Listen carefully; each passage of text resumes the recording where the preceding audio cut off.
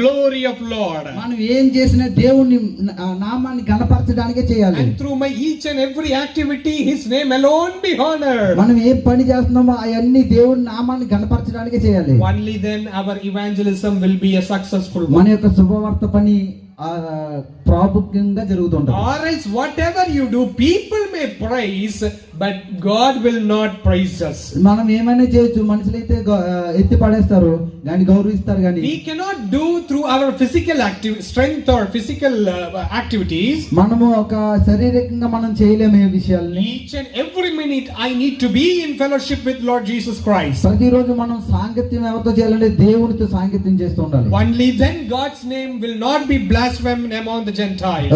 మనుషుల ఎదుట మనం దూషించబడదు దేవుని నామం. But a true minister of God will not say excuses that I don't have time.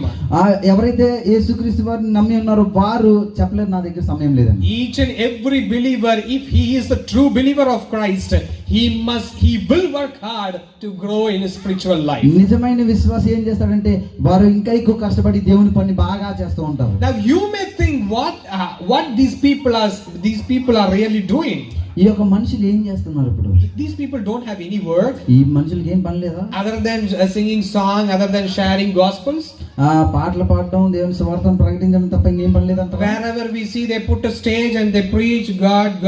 Whether these people don't have any other work. చూడండి, ఒక stage చేసుకొని అక్కడ నించొని దేవుడు దేవుడు అని చెప్తూ ఉంటారు కదా. We do the work of God because we need to shine like the star.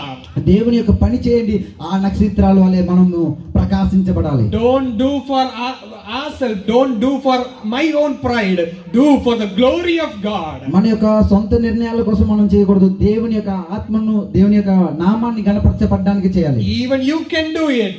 మీరు కూడా చేయగలరు ఆ విషయాన్ని. You need to do simple thing. మీరు చిన్న విషయాన్ని చేయాలి. There is no money you need to spend. మీరు డబ్బులేమి పెట్టవసరం లేదు. There is no good deeds or hard works you need to do. మీరు కష్టపడలే అవసరం లేదు, ఏదో మంచి పని చేయాల్సిన లేదు. Bible says, దేవుని వాక్యం ఏం చెప్తుందంటే it is totally free. ఇదంతా ఫ్రీగా మనకి ఇచ్చారు. So what I need to do? మనం ఏం చేయాలంటే I just need to accept that I am a sinner. మనం ఏం చేయాలంటే మనము పాపులమని ఒప్పుకోవాలి. Bible says each and every human was born in sin. దేవుని వాక్యం ఏం తెలియజేస్తుందంటే మనమందరం పుట్టికలోని పాపులం. And there is no one in this world